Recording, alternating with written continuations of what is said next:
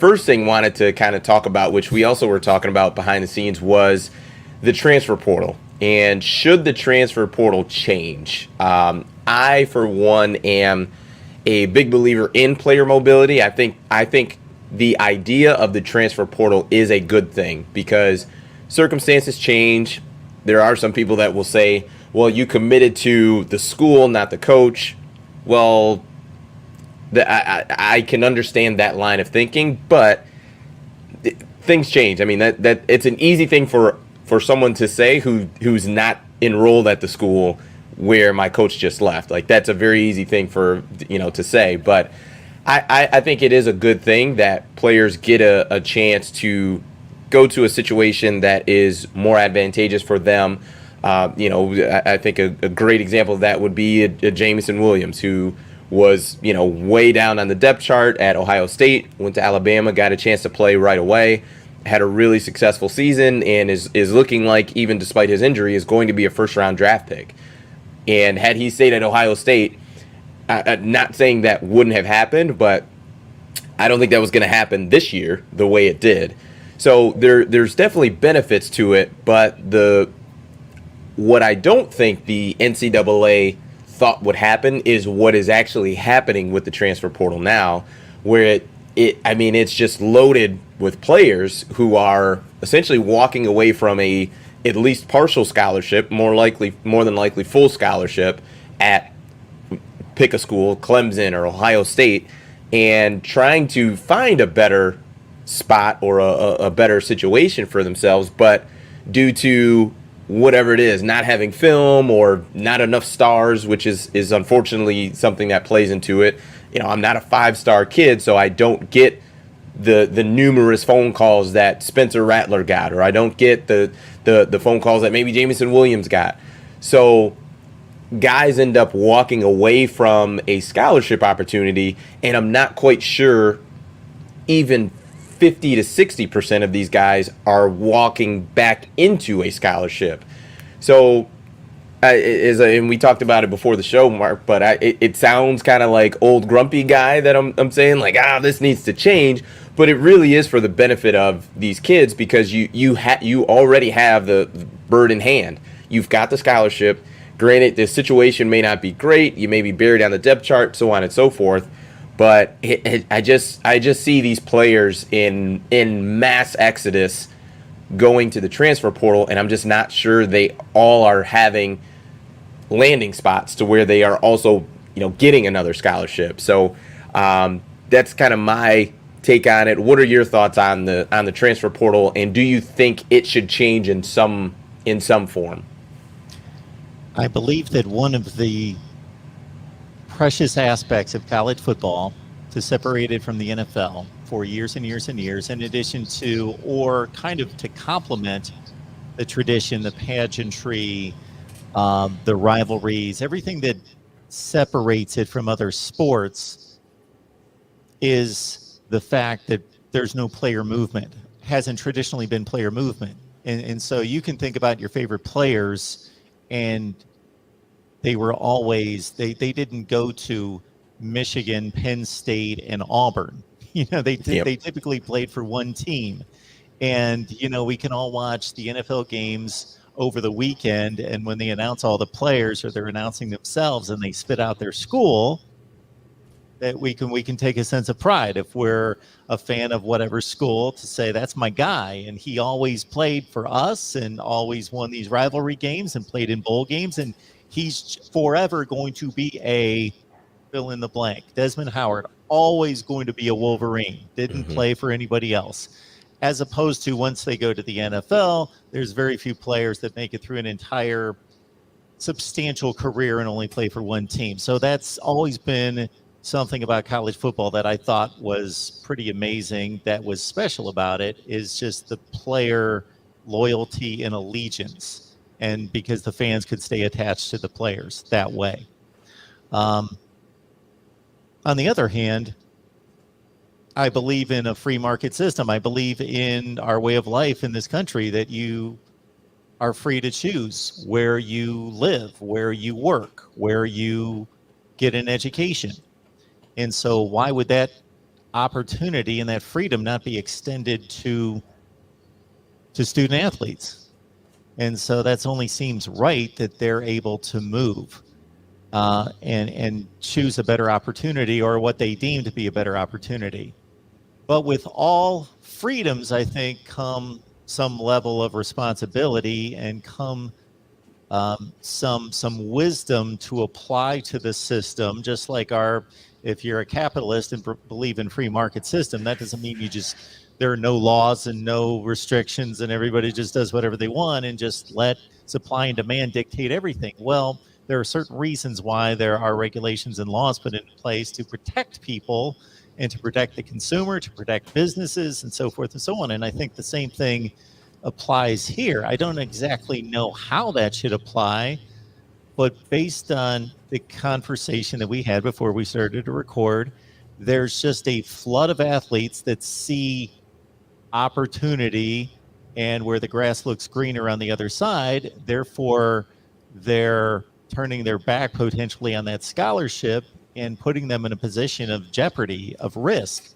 And I think it's similar to what we saw 10 to 15 years ago in the NFL draft, before the NFL cooperated with college football to say, okay, we're going to provide a draft grade for everyone so that prospective NFL player has a legitimate, valid document to see how they're being evaluated, and not listen to a bunch of people around them to say, yeah, you can be an NFL player. You're great. You're awesome. You just ran for 1,000 yards. You're this, you're that. And then they go and they get drafted in the 7th round, or they don't get drafted and they're disappointed. Well, now the NFL is able to provide a draft grade to say, you're a 3rd or 4th rounder. This is what you are.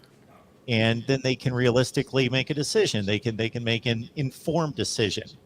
It would be, at least in my thought right this second, difficult to do that in college football, but to at least, after this runs through a couple years, to be able to say, okay, this is what you're faced against. These are the number of players in the portal.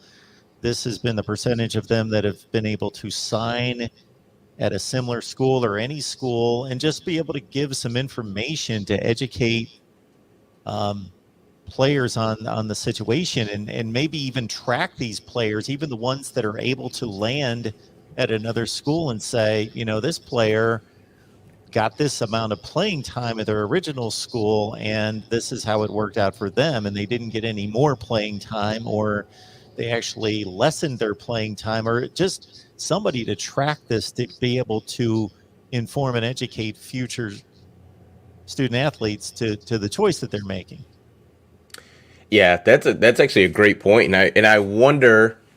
I'm sure the data is out there. I don't know who's put it together, but I think it would be at least helpful. I mean, any data at all would be helpful for these young men. I mean, if it's, hey, for every 100 guys that go into the portal, only 15 get a scholarship. I think that would be enough. And once again, I don't want to discourage these guys, but I want them to make an informed decision to where they can make a decision based off of the facts and the number, that only 15% of guys coming out of the portal are getting a scholarship. And I have no idea what the numbers are, but just for sake of discussion, I think at least for a guy who would look at that number could say, okay, there's a 15% chance that I go into the portal and I get a scholarship. And then really take a look at himself, saying, have I really done everything I can do to get on the field? Have I dedicated myself in the weight room? Have I gotten my nutrition together? Have I cut out the Chips Ahoy that Mark just cut out? Have I cut out all the ice cream? Have I gone to bed? Like, just taking care of myself to the point where I've literally done everything. Have I put in all the time in the film room and met with my position coach? So there's a lot that goes into it, but if we could at least give these guys something, and maybe it's just the figures, or maybe, and I know this is a touchy word, maybe we get some type of committee of I don't know, up and coming coaches or retired coaches. I'm not exactly sure what it would look like, but at least some people that could analyze a player, their quote unquote value, maybe similar to the first round draft grade. And maybe your 5 and 4 star guys aren't going to need that service where they reach out to them, but maybe for the guy who's a 3 star, maybe high level 3 star, mid level 3 star, or 2 star, could reach out to this committee or get some data from this committee saying, hey, based on all of the information that you have on me, whether it's high school tape or rankings and college tape rankings, what do you see? And maybe that committee comes back and they say, listen, you're probably a G5 level starting receiver. I think that would be at least something for them to work off of. So if I know that 15% of guys that get into the portal get a scholarship, and then also that based on some level of coaches think that I'm probably a G5 starter, at least that's some information that they could use to make a decision. And when you're talking about 17, 18 to 22-year-old young men, there's still going to be some that make poor decisions based off of that. I mean, we all made poor decisions when we were in that age range. So maybe your ego is hurt to the point that you still think you should be starting. So I'm leaving anyway, and that's fine. But I think we need to, and I say we as a collective, we need to do more to help these student athletes make better decisions when it comes to the transfer portal. Because I think we just flipped it on and just let them do, and gave no real guidance on it. Bring him Jameson Williams.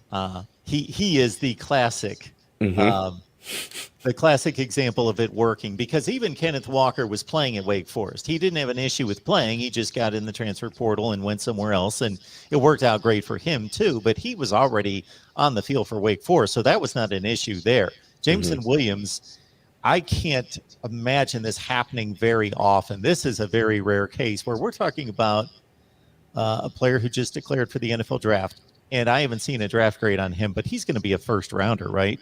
I saw a mock draft today that had him 21, maybe. So I mean, he's going to be a first rounder. So here's a first round NFL talent that could not get on the field for a significant time at Ohio State, and just with every position putting multiple players on the field other than quarterback, I do see where quarterback's different. I don't like to separate the positions usually and glorify the quarterback, but it's just a different situation because there's only one on the field.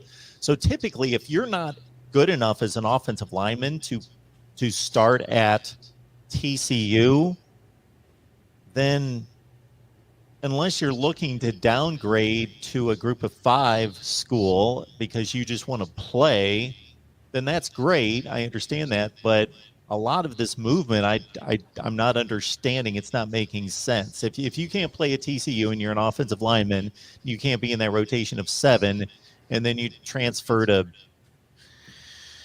Iowa State, well, I'm not seeing where this really adds up for you. From a playing standpoint, there could be all sorts of other circumstances involved where it's just not a good fit culturally or geographically, and other things come into play as well. I do think that maybe the one-time transfer rule will start to vet some of this out. So on the surface, without anyone else intervening to override the rules because of hardships or anything else, these players are allowed to transfer once without penalty. And then there is a 1-year requirement to sit out after that. So I would think that would start to bring this down, plateau this number at least. I mean, you would think so, but at the same time too, I'm not sure that it would. I really don't know.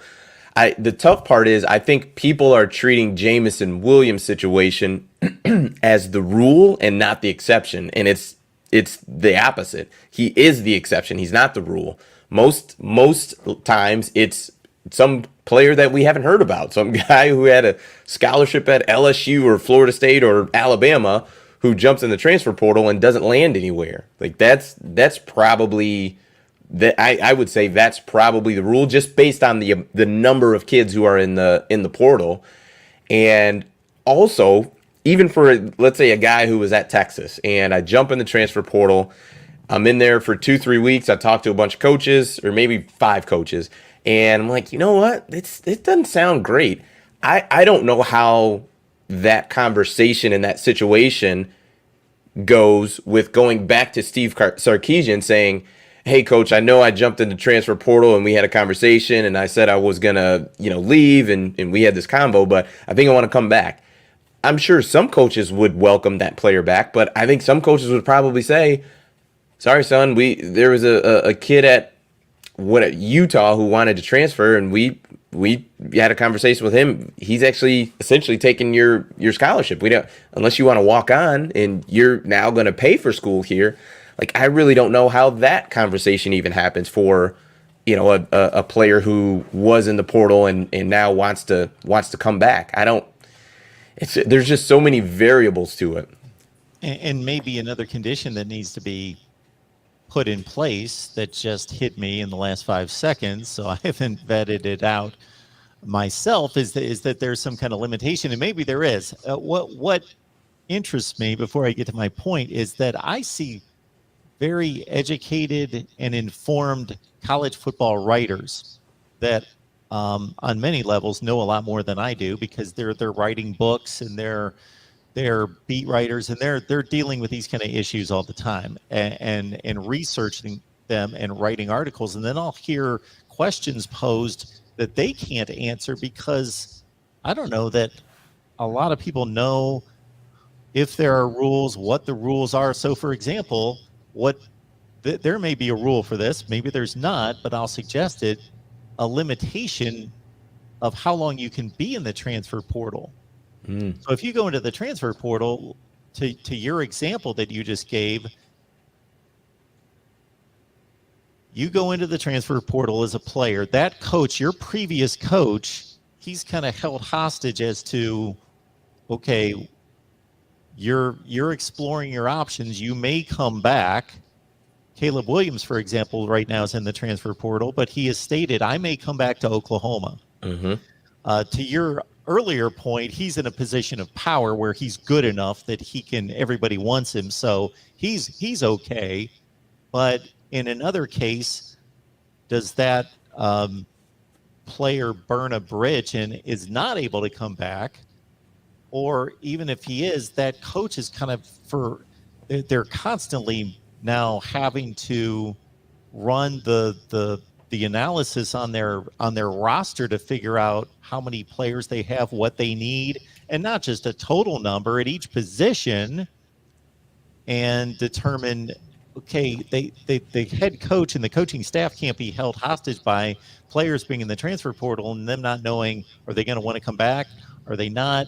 And all that. We can't just sit tight and wait. We have to be aggressive, to your point, and go out there and fill those scholarship spots. I just don't. It maybe a timing or a time frame is the solution to help all parties involved, because, like I said, I'm all for a player who just feels like this isn't a great situation at whatever Michigan State, and I want to transfer to maybe Texas Tech. That we had a good conversation with the coaching staff there when I was getting recruited. Sounds like it still may be available there for me, but I wonder if it would be a more manageable situation if there was a time frame, maybe on the calendar year, where you could be in the portal, and from May and June, you players can be in the portal. After that, there maybe if you decide to transfer outside of that, you get the 1 year sit out or whatever the case may be. I'm not sure, but I just don't think it's working the way that the NCAA intended it to work. I, like a lot of people, Des, immediately connected it to NFL free agency, saying, hey, this is like NFL free agency at the collegiate level. And then it only took me a few days or a few weeks of talking about it with people for it to hit me and say, yeah, it is on some levels, but no, this is the wild, wild west. This is going on 24/7, 365. No, the NFL free agency is not like that. Mm-mm. Any player in college football at any time can wake up and say, I'm going to enter the transfer portal. Well, in the NFL, I'm guessing roughly 90% of the players are under contract, can't declare for free agency. Roughly 10%, maybe it's 6%, whatever the number. A small percentage of players can enter free agency. And so that's number one. It's a limited number of players. Number two, it does have a time restriction. NFL free agency starts on a certain date. It ends on a certain date. And to Ed, to your point about Jamison Williams, Ed, he caught 9 passes the previous season at Ohio State. Yes, he saw the field, but he didn't see a lot of the field. 9 passes. I think he might have caught more than that in a single game at Alabama. I mean, he was lights out. Becoming the ultimate number one home run hitter. Didn't catch the most passes or anything like that, but in terms of being a home run threat in college football, he was the guy this year. Yeah, it is similar to NFL free agency, but like you said, the same thing. I mean, if I'm not mistaken, and I have no idea what player it was, but if I'm not mistaken, there was a guy in the transfer portal. I think it was in the last 2 years. I mean, in like the second week of the season, where he's just like, well, no, I want to transfer and go somewhere else, and I need to look it up and see, but it just and even now with the redshirting rule, that comes into play for guys where they only want to play, if they're not going to be a full-time starter, well, let me play in 4 games and then essentially put me on ice so I don't have to burn a year eligibility, which to me, those things kind of coincide. Like it's a similar thing, but like you said with free agency, I mean, it's different. I mean, it is basically free agency now, but I just there's only so many teams, and when you hop in that portal, it's just you might get yourself humbled. That's I think the unfortunate reality for a lot of guys, and I would say the average college football athlete probably has a life-size ego, and that's understandable because I think you have to have that to be the type of player those guys are, but your ego and what you think of yourself may be very different than what the coaches who need to offer you a scholarship think about you.